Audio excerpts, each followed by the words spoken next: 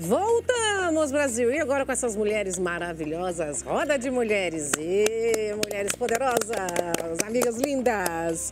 Olha só, gente, para você que está em casa, quer participar com a gente, quer mandar uma pergunta, sua opinião, né?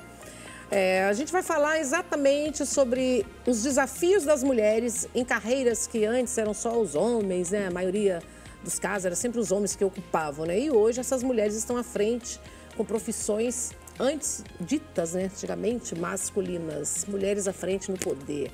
Roda de mulheres, desafios de mulheres que atuam em profissões com a maioria masculina. Delegada Raquel Galinatti, seja bem-vinda. Obrigada, Nani. Bom ter você de volta. Eu que sempre amo vir aqui. E aí, nós vamos falar e também a Silvia Bélio. Bem-vinda, Silvia. Muito obrigada pelo convite. Uma honra ter você aqui também. Muito feliz. Cofundadora da ITL Tech. Isso Meninas, aí. vamos lá, vamos falar um pouco. Primeiro, quero um bate-papo de vocês duas para a gente entender as dificuldades, os preconceitos lá atrás. Como foi para você, Raquel, ser delegada, se tornar uma delegada? Eu acredito que, como todas as profissões, as mulheres elas têm que romper barreiras. Eu acredito que não é exclusividade da profissão policial, da segurança pública. Eu vejo que muitas vezes as mulheres elas são muito mais... nós mulheres somos muito mais cobradas, questionadas, sabatinadas. E as nossas posições, às vezes, são colocadas em xeque quando a gente demonstra uma convicção, uma certeza daquilo que a gente está falando. Eu acho que as duas aqui estão se vendo nessa minha fala, porque a fala pertence a todas nós, Nani. Eu acho que, independentemente da carreira que a gente escolhe, a gente fica sempre tentando provar que somos merecedoras, né, de estarmos ali. É sempre tentando provar. E você, Silvia? Fala um pouquinho. Estou aqui com vários livros, olha só. Bom, eu sou da área de tecnologia, então realmente é um universo predominantemente masculino. Eu acho que um dos grandes desafios aí da minha profissão foi a solidão, de ser sozinha nesse universo. E aí nasceu a ideia justamente de compartilhar a história de mulheres de TI, trazer esse tema para a mesa e mostrar que a gente pode ser o que a gente quiser, que a gente tem a possibilidade de, mesmo sendo mulher nesse universo tão masculino, a gente consegue se destacar. E aqui você tem histórias de mulheres que estão começando agora, 3 mulheres livros, que estão CIOs. Então foi muito, muito incrível ter essa jornada aí compartilhada e não estar mais sozinha. Eu acho que esse foi o desafio. É o desafio o tempo todo, né? E nesses livros, o que você aborda? São as histórias dessas mulheres que construíram a sua trajetória em tecnologia, quais foram os desafios, quais foram os preconceitos. E uma coisa que a gente vê em comum na hora que elas compartilham essas histórias é a síndrome da impostora, que você não acredita que você possa chegar em uma determinada posição, em um determinado cargo. Então, quando você começa a ler essas histórias, você percebe que isso... Em todas elas, quem está começando agora, ou quem já construiu a sua carreira, quem já chegou no topo que queria, a gente passa por esse medo, a gente passa por essa aprovação, a gente não acredita muitas vezes na nossa capacidade. Eu acho que isso é um problema de todas as mulheres, né? A gente se cobra e fala, será que realmente eu mereço estar aqui? Não, você merece, você conquistou isso. Isso aconteceu com você em algum momento? Eu acho que eu tive o privilégio... Parece que o povo joga dúvida na cabeça da gente. Não, eu acho que eu tive um privilégio. Eu venho de uma família onde eu era a única menina, eu convivia muito bem com isso. Eu jogava futebol, eu subia em árvore, então eu não tinha muito esse medo. Esse apoio das pessoas e dos homens que trabalharam comigo, professores e gestores, fez eu acreditar um pouco nisso. Mas na hora que eu comecei a contar a minha história, eu senti alguns momentos, alguns preconceitos. E eu acho que entrou por um lado, saiu para o outro, e eu não dei muita bola no que estavam me dizendo, o que estavam me cobrando. Eu simplesmente continuei. Então, isso não é para mim, não vou entender isso como um preconceito. E você acha que isso, às vezes, em muitos casos, pode atrapalhar pela sensibilidade, que às vezes você está um pouco emotiva e você engolir aquilo ali, não digerir bem o que as pessoas estão falando e desistir? Eu estou escutando a Silvia, eu acho muito interessante, sabe, Nani? Porque o fato de passar por cima e não se importar com alguns certos tipos de preconceitos, pré-julgamentos, até mesmo com falas que são depreciativas, eu acho que já faz parte de uma carapuça de proteção a gente não absorver tantas agressões gratuitas. E é engraçado porque o meu marido, por exemplo, algumas vezes, quando as forças já estão exauridas, ele fala assim, vai deixar? que isso permaneça dessa forma, às vezes não é comigo, talvez com uma outra mulher. Você vai permitir que isso aconteça dessa forma? Então, a gente percebe que a normalização, quando a vítima como um todo, a vítima de violência doméstica, os vulneráveis, tendem a normalizar e até mesmo romantizar. Não que você romantizasse, não que as mulheres romantizem, né, quando sofrem agressão corporativa dentro do ambiente de trabalho, público ou privado, mas normalizar é uma tendência que temos, sim, para que a gente possa sobreviver a tantas agressões. Eu já sou o contrário, sabe, Silvia? O pequeno encalce, sabe? A pequena pedra, eu realmente atropelo isso aí. Eu acho que, de repente, é uma forma de sinalizar que com outras mulheres também não é permitido. É exaustivo? É cansativo? Mas acho que nada se compara com as mulheres que vieram antes da gente, né, Nani? Sim. E já vieram há tempos tentando, que desbravaram os caminhos para hoje ter uma apresentadora, uma TI, uma delegada aqui numa roda de mulheres falando de profissões. Um programa de televisão. No programa que a gente fala que a gente analisa cada tempo, né? Cada momento, parece que fica... Eu fico assistindo, às vezes, na internet, momentos assim. Agora, criou uns grupinhos de homens agora só para falar mal de mulher. Gente, é impressionante. Eles tentam o tempo todo denegrir, falando mal, falam em todos os casos. Eu acho que assim, essa agressão, quando a gente vê o agressor, ele é uma pessoa covarde, o agressor como um todo é uma pessoa complexada, é uma pessoa que busca a facilidade para o seu intento. E quando ele percebe dificuldade, quando ele tem competidoras mulheres, talvez, disputando o mercado de trabalho, outras esferas, não só o mercado de trabalho, ele se sente incomodado e é uma tentativa, é uma forma misógina, né, de enxergar a mulher. Eu vejo que essas falas são falas que realmente de pessoas, homens no caso, eu não vejo tantas mulheres dessa forma, mas odiando mulheres. É algo que é bem temerário, preocupante. E digno de pena. Eu nem tenho pena, viu? Vou falar a verdade, não tenho nem pena. E a gente percebe que não muda, né? Com uma pessoa dessa. Mas é pena por uma pessoa ter uma existência... Não tem nem isso, amiga. Uma existência tão vazia, né? Então, já deixa ele no vazio dele, que nem pena eu tenho. Eu já cheguei num ponto da minha vida que não sou obrigada nem a ter pena. Não, e a gente lamentável. E a gente percebe que, infelizmente, ainda... eu venho desse mundo há muito tempo atrás... Se passaram muitos anos e a gente continua sendo minoria, né? A gente continua ainda buscando isso. E estamos aqui justamente para não... eu digo assim, que eu muitas vezes não percebi esse problema. E você só deixa de ser normal quando você realmente começa a analisar a situação e falar, opa, isso aconteceu comigo. De você estar numa mesa, né? Algumas histórias aí, você ser a única mulher, ser a gestora daquela reunião... E vários homens, e assim, isso não aconteceu comigo, mas de acontecer e falar, busca o café para mim? Aí você fala, mas eu sou a gestora. E a pessoa levantar e buscar o café. E aí ela fala, Silvia, eu só percebi isso quando eu estava contando a minha história, porque eu buscava o café, porque eu era a única mulher. Então, são pequenas coisas que acontecem, às vezes, no dia a dia, que a gente não se dá conta, sério. Se vocês lerem as histórias, tem várias histórias aí que você fala, o que mais te chocou? Entre tantas histórias, são 3 livros. Nossa, eu acho que teve um caso específico que perguntaram, a menina era helpdesk, a gente acaba tendo que... O que é helpdesk? Helpdesk é de passar o cabo, de ter problema num computador, no equipamento, e você tem que fazer, né, ir no chão e mexer no computador. E falar, tem certeza que você vai conseguir fazer isso, Barbie? E aí ela falou, tenho. Então, assim... Mas o nome dela era Bárbara? Não era. Apelido? Não era. Barbie, por causa de ser mulher, de saber, será que você vai conseguir ir debaixo da mesa, né? Mexer nisso, vai saber fazer isso. Então, são vários relatos aí que a gente precisa mudar e a ideia é trazer mais mulheres, né? Tá mudando, né? Tá trazendo as mulheres eu estou percebendo que ainda existe algumas que eu vejo que fora da casinha também, defendendo ideias antigas, abraçando causas assim, que nem existe mais nos dias de hoje. Ainda tem algumas, mas a maioria está em prol para a mesma coisa, né? Liberdade de ser quem ela é mesmo, né? Inclusão em qualquer escolha, área. Né? A gente você é dona da sua vida, gente. Claro. Você é dona do seu destino. Você escolhe o que você quer usar, o que você quer falar, a profissão, tudo. É isso aí.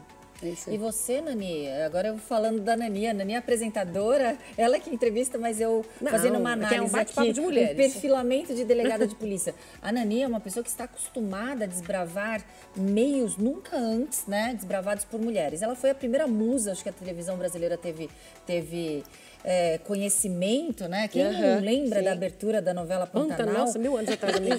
Mil anos atrás. A carga, talvez, que você carregou por hoje termos mulheres respeitadas, mulheres que estão internacionalmente reconhecidas e que antes as mulheres não podiam ousar sair de casa, alugar um imóvel, ter um comércio ou votar. A Nani, ela foi uma das pioneiras da musa que chegou com a sua arte, com a sua competência e principalmente com a sua coragem, né? Porque a gente tem que ter coragem, Raquel. Assim, quando a gente faz o trabalho, a arte, o trabalho, porque mesmo antigamente, eu tenho 36 anos ao vivo. Ao vivo, 36 anos. Comecei na Globo, né, com crachá e tudo, trabalhava na Globo, comecei lá a fazer Você Decide. Eu ia para viajar o Brasil todo fazendo aquelas praças. Era eu e Virginia Novick, 2 mulheres, viajando o Brasil todo para o povo decidir o final do programa. E quando a gente começou lá atrás, mesmo assim, depois que eu fiz a abertura do Pantanal depois, hein, já trabalhava no Globo tudo. Eu fiz porque era funcionária. Eu era funcionária da Manchete quando pediram para eu fazer aquela abertura, porque eu era parecida. A minha cara era o formato da cara da onça. Então foi por esse. Aí Posso falar, não é só a cara, não. A pressãozinha. Tem que fazer, Nani, tem que fazer, porque você é igual, a gente precisa de você. Mas, mesmo lá atrás, muitas mulheres guerreiras assim provavam assim: eu trabalho, eu não sou um objeto. Sim. Eu fiz aquele ali, é um trabalho. Então, assim. Muitas pessoas, né, querem ganhar facilidade, fazer a vida. Não tenho nada contra ninguém, nem com nenhuma profissão que escolha. Mas muitas mulheres também eram, sabe, desse modelo, naquela época, modelar, trabalhar, atriz, era uma carreira séria, a gente estudava muito. Então todo mundo, porque é bonitinha, porque é isso. Não. Mas infelizmente persiste isso, esse assédio moral, esse assédio sexual em várias todo. esferas, na esfera da segurança pública, na esfera corporativa, institucional, instituições de Estado. A gente viu recentemente casos, né, de policiais que se mataram porque não aguentaram esse assédio É muito forte, caso, Raquel. É muito caso. Homens e mulheres. Então a gente vê que infelizmente o tempo passa e cada vez é muito devagar, né, essa mudança comportamental. E na polícia, por que a gente vê e parece que o poderio está aqui em cima, tá os coronéis antigos, uma ditadura antiga, uma hierarquia antiga, eles que definem, eles que mandam. E eu vejo muito caso de mulher sofrendo pressão de suicídio, aí é proibido, aí não se pode falar. Que os policiais no geral, né, os praças, essas pessoas estão cometendo suicídio, fica tudo muito arquivado. Porque primeiro que a gente tem uma lei orgânica. Quando a gente fala da polícia militar, eu acredito que é mais restrita que a lei orgânica da polícia civil. É uma lei orgânica que impede, sob pena de responsabilização administrativa, disciplinar, que você exponha problemas internos da instituição ou corporação publicamente. Então, é proibido. Sendo assim, você cria um ambiente extremamente fértil para que injustiças e crimes ocorram lá internamente. E mais, a gente ainda tem aquela cultura de que a vítima assediada, ela se torna uma persona não grata. Então, as pessoas não estão solidárias, elas não querem nem se aproximar para ou não serem alvo ou não serem confundidas também. Infelizmente, a gente ainda tem muita covardia que permeia aí várias esferas. Qual a sua aspiração hoje, aspiração que você sonha, por exemplo? Hoje você chegou num cargo de delegada. Você assumiu um posto que nunca antes foi por uma outra mulher. A primeira delegada que assumiu o cargo de presidente do sindicato de todos os delegados do país. Isso me orgulha muito. Do Estado, agora do país. Não, primeiro foi do Estado, e daí você assumiu do país, né? Então, isso pra gente é um orgulho. E agora, qual o próximo desafio? Meu próximo desafio e eu só vou desistir quando eu conseguir ser a voz de mais pessoas que tenham a mesma identidade de princípios, de certo ou errado, para que eu possa ser essa voz publicamente na Assembleia Legislativa aqui no Estado de São Paulo, ou em outro campo em que a gente possa deliberar em políticas públicas para termos leis. A gente vê que hoje a inversão de valores, ela está em paralelo com leis frouxas e fracas. Mas você não acha que uma mulher como você incomoda? Também, você não acha que rola um boicote, até mesmo dentro das últimas situações que passamos, para isso, que eles têm medo? Eu acho que toda essa situação adversa, ela faz parte de sermos mulher. E isso não fará com que eu desista. Claro que existem situações muito mais dificultosas, porque de repente se eu fosse um homem, né? Quando a gente ousa entrar numa esfera predominantemente masculina, muito pior, né? Porque a política, a gente não tem 8% de mulheres na política. Se na polícia não temos 20... E 53% do eleitorado desse país são mulheres, hein? Se não temos 20% de mulheres na segurança pública, quando a gente fala política, diminui para 7 ou 8%. Mas são esferas que nós não podemos nos intimidar, nem aceitar barreiras impeditivas. Claro que existem obstáculos muito superlativos comparados com outras pessoas ou com os homens, mas acho que a gente não pode desistir. Tem que ser determinação, foco, né? Mas, meninas, vocês não acham que em qualquer carreira que a gente faça, vocês não acham que rola mesmo uma disputa, digamos assim, uma falta de apoio, de incentivo das mulheres, apoiando outras mulheres? Bom, na minha área, primeiro que a gente não tinha mulheres para a gente se inspirar, então já começa daí. Eu queria pensar em alguma mulher para me inspirar, eu não tinha uma gestora em tecnologia. E aí, de novo, não querendo ser sozinha, a ideia é hoje você ter aí quase 65 mulheres inspirando outras mulheres. A outra questão é que eu acho, quando você vai para o mercado, principalmente corporativo, em grandes empresas, a maior dificuldade, muitas vezes, somos nós mesmos, né? Mulheres, de não acreditar na nossa capacidade de chegar num determinado ponto. E aí a gente começa a se boicotar. Então, eu acho que todo esse contexto aí precisa ser mais voz, programas como esse, a gente precisa falar, você pode, mulher, você pode chegar onde você quiser. E aí você chega, né, gente? Chega. E a gente mulher consegue determinada, chegar. né? Mulher determinada, mulher é forte. Não tem nada que te segure. Então, assim, eu quero alguém para me inspirar. Nossa, você tem hoje...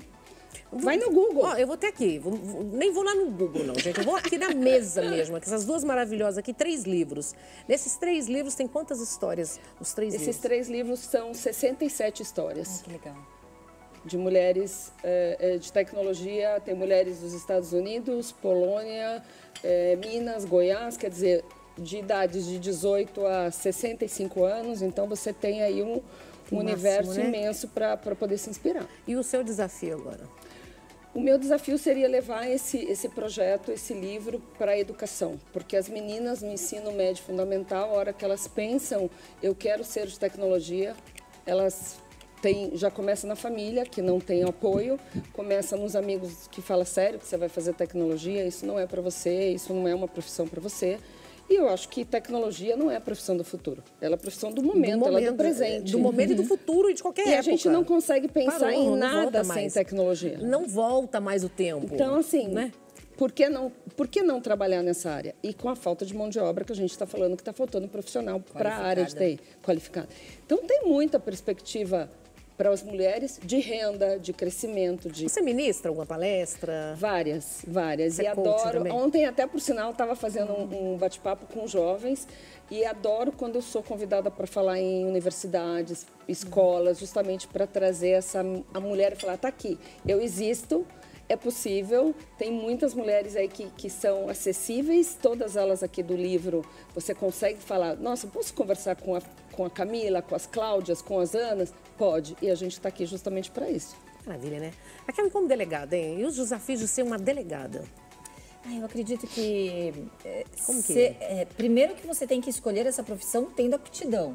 Já sabendo que você não vai ter rotina, já sabendo que você vai lidar com a escória da humanidade. Quando a gente vê esses criminosos perversos que destroem famílias, que matam e que praticam crimes sexuais contra crianças, que destroem a alma de pessoas, né? Porque às vezes fisicamente a pessoa está realmente machucada, mas internamente ela está com a alma destruída. Você tem que ter sim uma blindagem emocional para conseguir lidar com essa escória, e eu falo com a boca cheia, porque é uma escória, criminoso que violenta, que destrói, que rouba, que mata, que pratica esses crimes todos. Eu não consigo, e aí a gente tem outras esferas que tentam ressocializar, mas eu não tenho um olhar, eu tenho um olhar punitivista. Então eu acho que em primeiro lugar você tem que ter essa noção com o que você vai lidar. Não é um filme de 007, se bem que algumas vezes você até consegue ter um um espaço assim, né, emocionante na profissão, porque é uma profissão que não tem rotina, é uma profissão perigosa, é uma profissão que lida com os seus limites o tempo todo. Leva ao limite psicológico também ao limite. Por exemplo, aconteceu, acho que anteontem, esse crime bárbaro na escola. Ontem, né? E aí, Raquel? Não, você pode dizer pra gente? Porque uma coisa quando acontece, dá um alarme, dá um alerta para toda a sociedade, para todos os pais, todos, escola pública principalmente, a escola particular, em qualquer lugar. Nani, quando a gente está vendo que a segurança e a educação, elas não podem ser dissociadas, e até o presente momento nós não estamos percebendo investimento sério em polícia judiciária e mais, toda escola tem um monitoramento interno, deve ter entre a direção, entre os coordenadores, professores e ter alerta e sinalização e monitorar comportamento, o comportamento daqueles alunos que estão ali.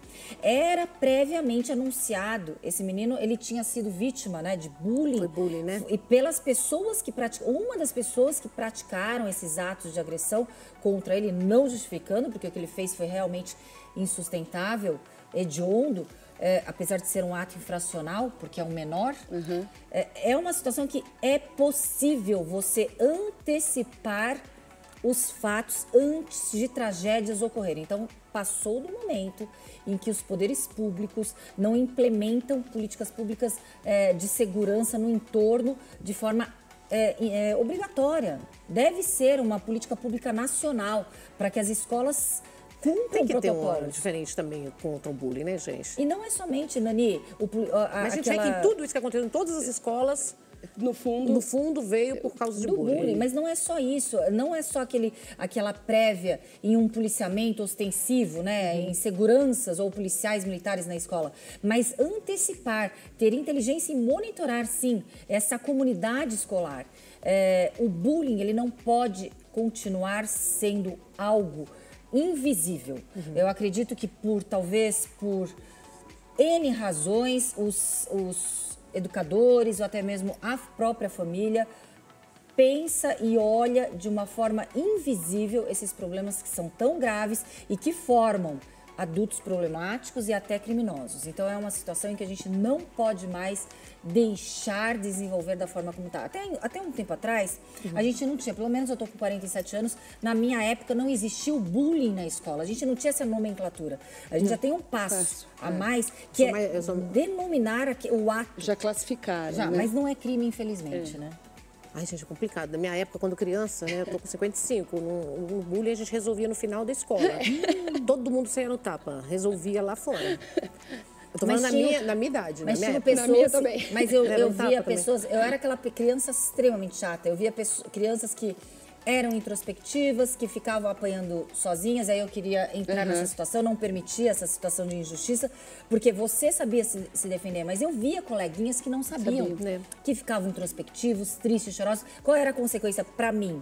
Eu que entrava nessa situação. Eu também era excluída junto com excluídos. Eu estava excluída junto. Mas a gente já fazia um grupo tinha tomado um partido.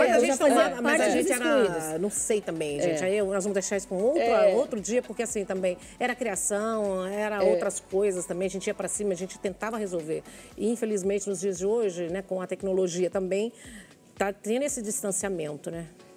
E aí tem o bom e o lado ruim da tecnologia. Você pode até usar a tecnologia para ajudar em alguns pontos Maravilhosa. Elaine, por favor, imagem na tela as redes sociais para a gente encontrar essas mulheres poderosas aqui, ó.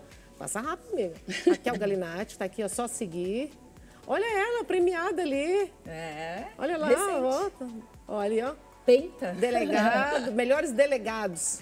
Quinta vez. Quinta vez consecutiva, hein? Parabéns, que orgulho de você. Olha, a Silvia.Bellio, maravilhosa. Oh, que belezinha. Quem é? Ela, que linda, das crianças. Adorei. Tá aí, gente. E onde nós conseguimos comprar esses livros maravilhosos? A gente está com os livros na Amazon e na editora arvoredigital.com.br. É só acessar lá. Só acessar, tranquilo. Tá disponível tanto na Amazon quanto no site da editora. Maravilhosa. Tem 1 minuto e meio para você, por favor, dar umas dicas de segurança. 1 minuto e meio de mensagem. O que as pessoas devem fazer nesse momento? Está todo mundo em pânico. Bom, dicas de segurança contra a violência urbana. Infelizmente, eu vou dar dicas em que, claro, ninguém consegue ficar 24 horas com um alerta, com a sua sensibilidade ao máximo aguçada. Mas é necessário, não use, não fale no celular, não deixe o celular ostensivo nem em transporte público, quando eu falo ônibus, no carro, Uber. Não fale com o celular em regiões que você até considera regiões seguras, como a Avenida Paulista, porque hoje, infelizmente, estes criminosos estão buscando o objeto de valor, o alvo desses criminosos está sendo sim o celular, por causa da tecnologia e pelas transações fraudulentas e criminosas através das contas bancárias. Obrigada, maravilhosas. Infelizmente o programa chegou, já passa rápido, você viu? Agora vocês vão degustar toda essa maravilha de mesa feita para vocês aqui, do Nilson Pinto, churrasqueiro e empresário, que deixou a mesa montada com muito carinho para vocês, viu? O programa chegou ao fim, obrigada pelo carinho, obrigada pela companhia. Um beijo no coração e, ó, 3 vezes para vocês o que vocês desejam pra gente, hein? Muita paz e muita luz para todo mundo. Tchau!